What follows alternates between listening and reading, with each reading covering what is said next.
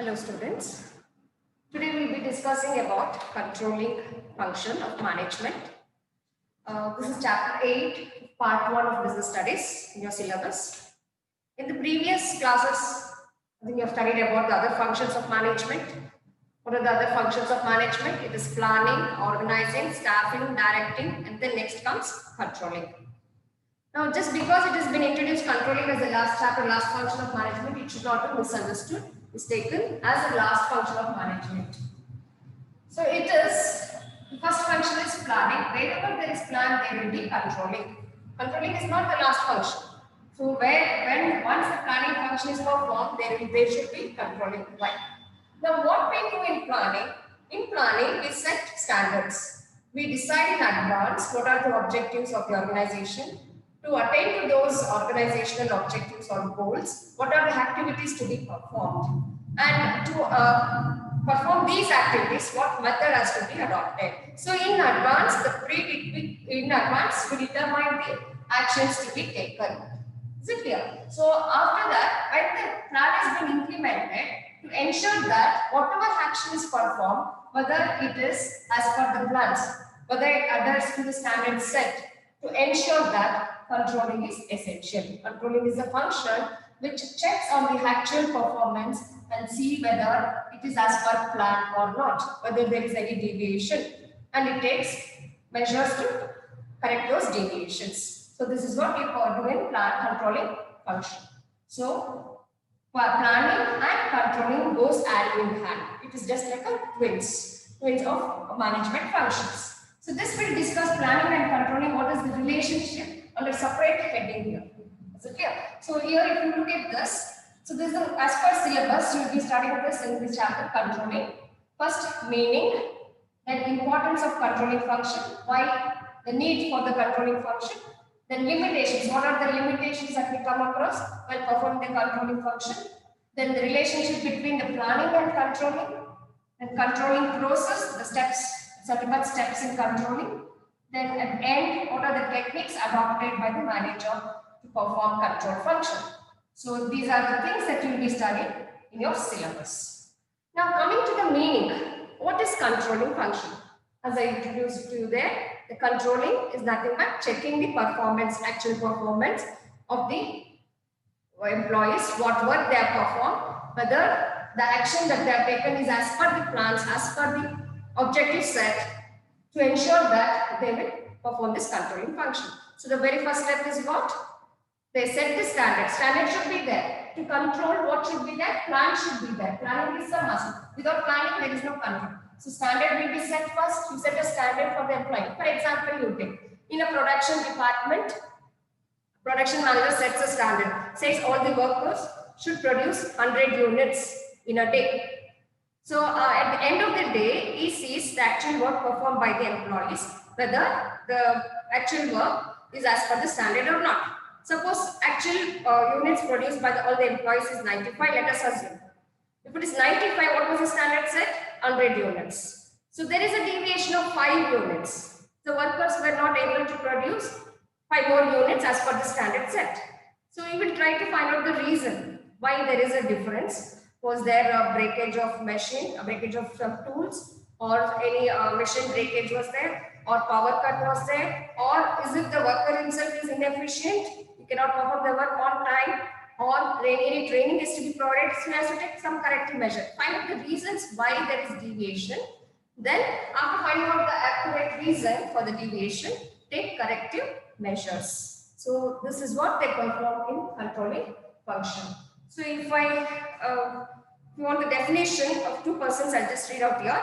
By EFL breach, he says, control is checking current performance against predetermined standards contained in the plans with a view to ensuring adequate progress and satisfactory performance. So I'll repeat, EFL breach defines controlling as control is checking current performance against predetermined standards contained in the plans. So what does controlling do?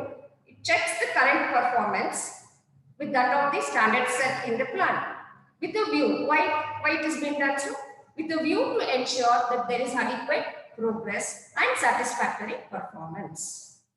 Then another person here, Kuhns and O'Donnell, defines like this. Managerial control implies the measurement of accomplishment against the standard and the correction of deviations to assure attainment of objectives according to plans, he says. So I'll repeat. Managerial control implies the accomplishment of implies the measurement of accomplishment against the standard and the correction of deviations to assure attainment of objectives according to plans. So here also it says the same thing, measurement of accomplishment. What work is accomplished by the workers, that is being measured, that is being checked, and see whether it is as per the standard, against the standard set, and the correction of deviations. So find out if there is any deviations, if it is not as per standard set, what is the difference, what is the deviation, find the reason and take corrective measures to correct those deviations so that the objectives of the organization is being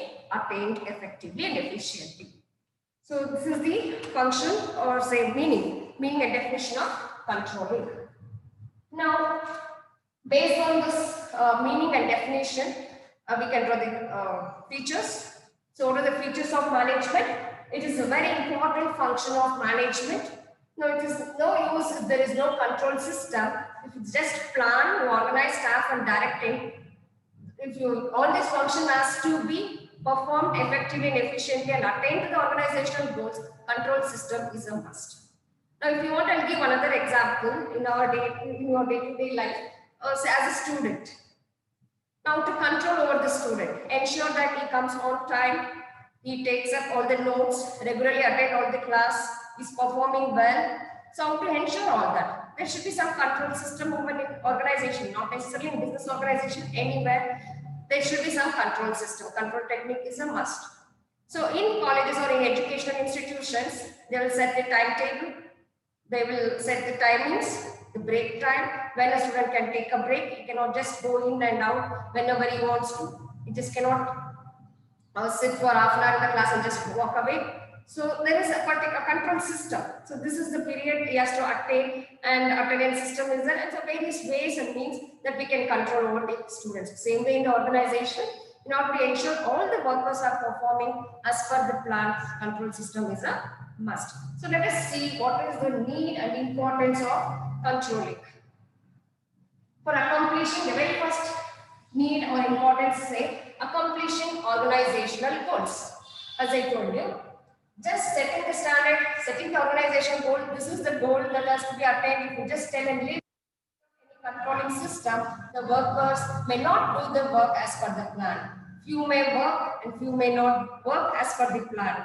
So all sorts of people we come across in an organization. Employees' behavior changes from individual to individual. There are set of employees who adhere to the rules, who strictly follow the rules, and they know their responsibility, they do the job. There's nothing to worry about such type of workers. But there will be a set of workers who are lazy, who come late to the workplace, or even if they come on time, they may not work. They just keep chatting with friends or move around here and there, and so on. So control is necessary to ensure that the work is being performed as per plan.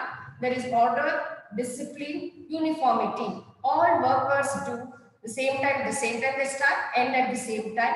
Break is given to all at common time. So ensure uniformity and discipline is very important in any organization, for which controlling is essential. Okay. So here organizational goals are set. Now in order to ensure that these organizational goals are accomplished, controlling function is required. So as the definition also mean, when I told you what does controlling do, the very first step, it checks the actual performance, actual accomplishment of the goals, the actual work performed by the employees, whether the organizational goals are accomplished or not. So to check on this, controlling is essential. It is required. The second function is, second importance is judging accuracy of standards. Now we live in today's business. It's a dynamic business, dynamic world, wherein changes are happening so fast. Technological changes, political changes, the business environment. Okay, there are so many changes happening in environment. we'll have to stick on to those changes also. We have to adjust ourselves to those changes taking place. So the standards that are set by the management may not hold good because some changes have taken place in the environment. So in order to judge whether the standards are accurate or not, whether the employees are able to follow these standards or not, or should I make any changes, some revision is required to change my standards. So to know that also controlling helps, because in controlling function what they do, they check whether the work is accomplished as per standards. When there is some deviations, they will try to find out the reason why.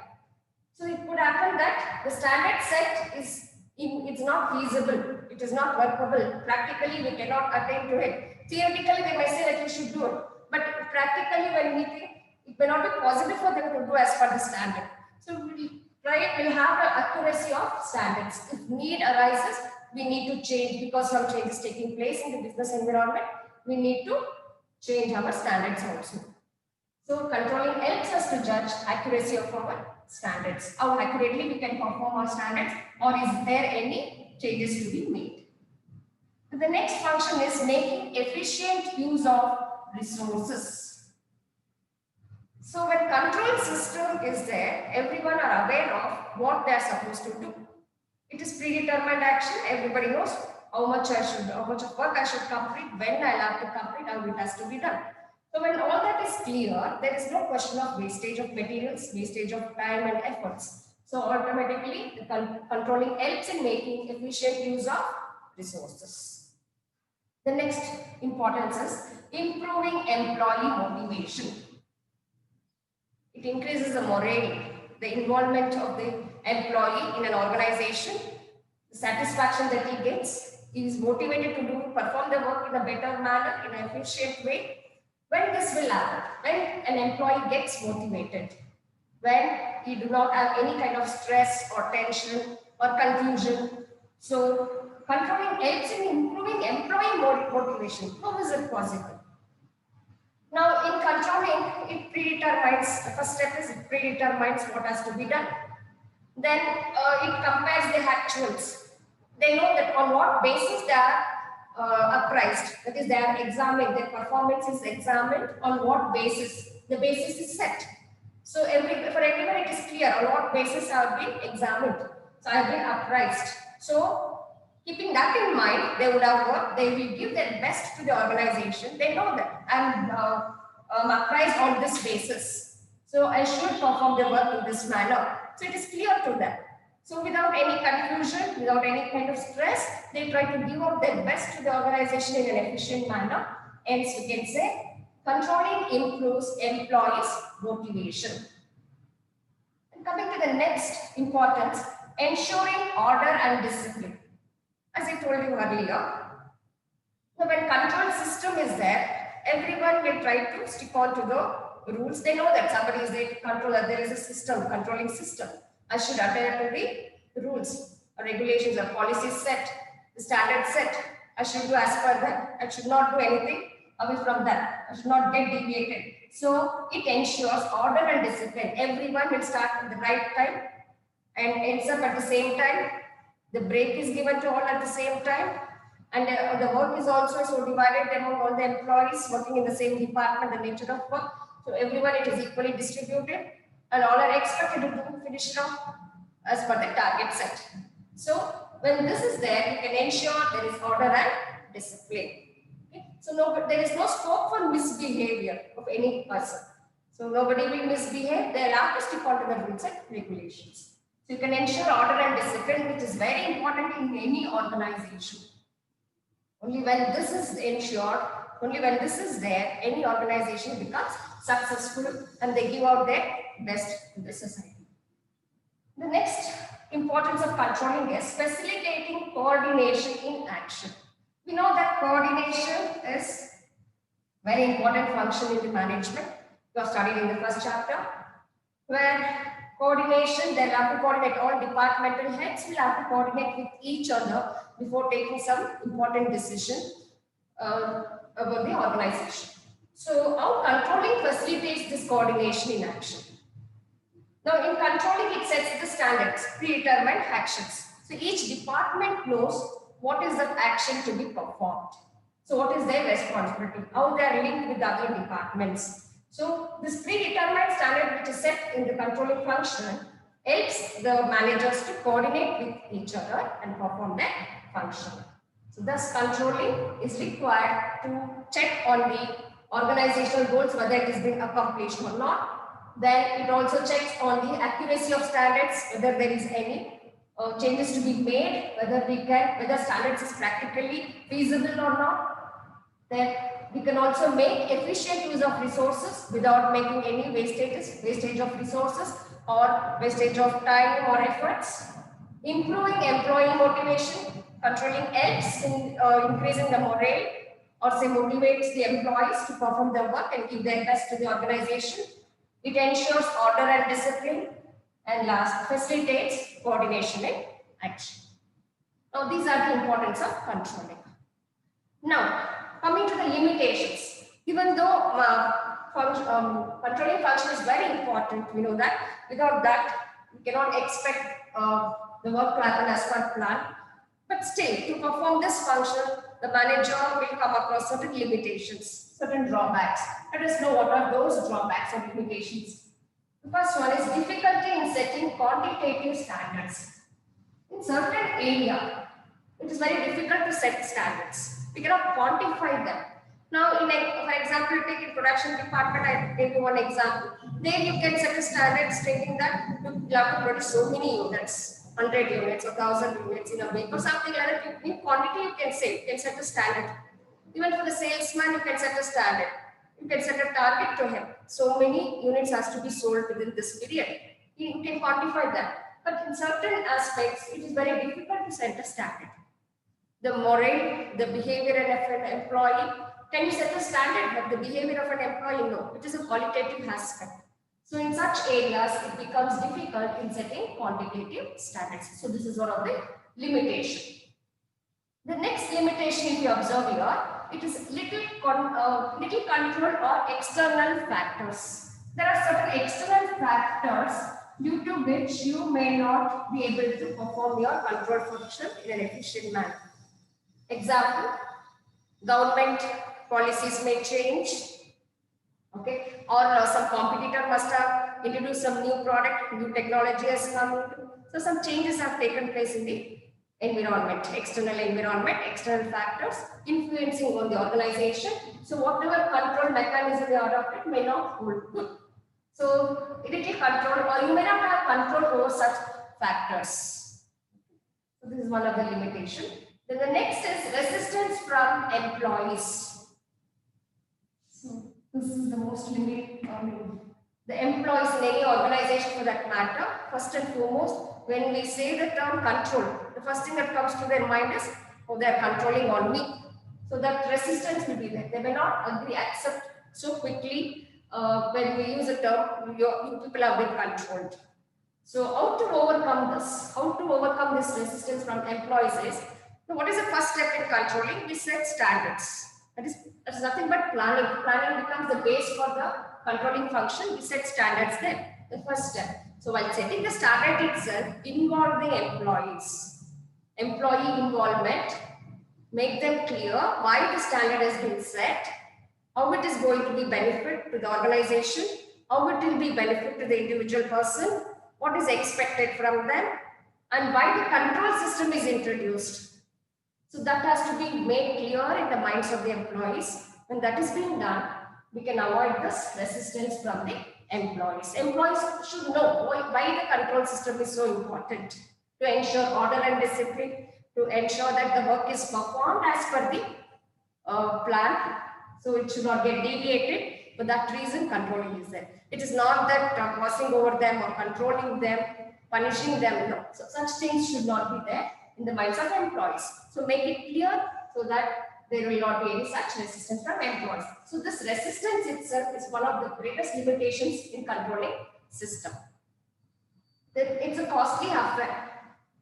Now controlling requires, there are so many techniques that we use that which we will be studying for the last, I think, techniques of managerial control, financial controls.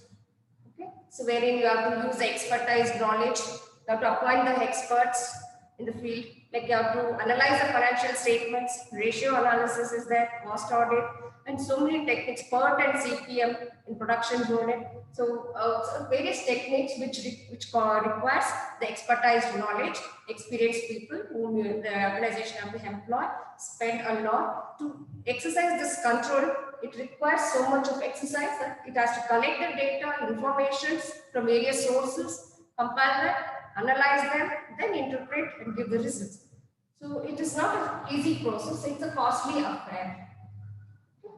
So basically the small units cannot afford such costly affair, wherein small units, they spend a lot on controlling process itself, their benefits may be less when compared to the amount that they have spent on this process.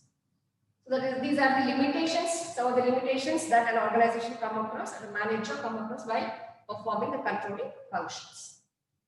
So the next topic is relationship between planning and controlling. Is planning separate and controlling separate? Yes, when you look at the functions of management, when we say planning, organizing, staffing, directing, controlling, we mention it separately only, isn't it? Even in our syllabus also, planning is first chapter, controlling is when explained in the last chapter. So when you look at these functions, we say it is separate, it's different. But separately, it will not function independently. They are not independent, they are dependent. So they are like the twins of the management function, the two important twins of the management function. So planning and controlling goes hand in hand. They are not separate.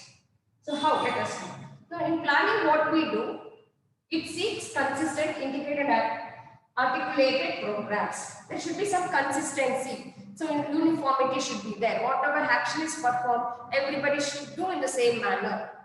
Okay, there should not be any deviation. So that is what it says. This is how the work has to be done by everyone. So it should be consistent.